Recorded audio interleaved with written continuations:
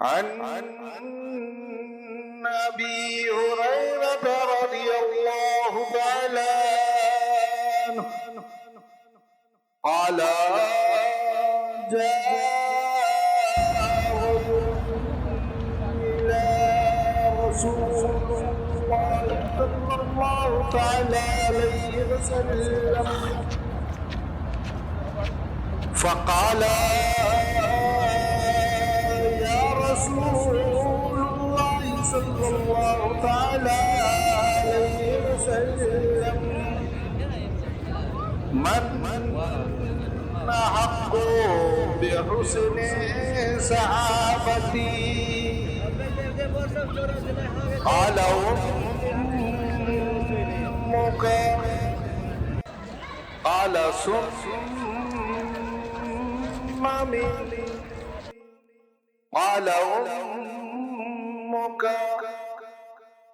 قال ثم من قال أمك قال ثم من قال ثم أبوك. بخاری شریف کی حدیث ہے.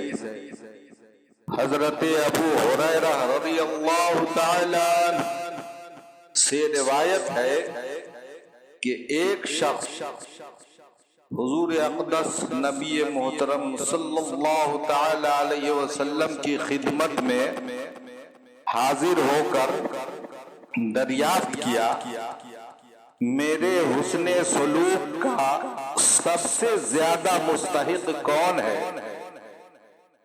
نبی محترم آقا نعمت جناب محمد رسول اللہ صلی اللہ تعالی علیہ وسلم نے ارشاد فرمایا تمہاری ماں.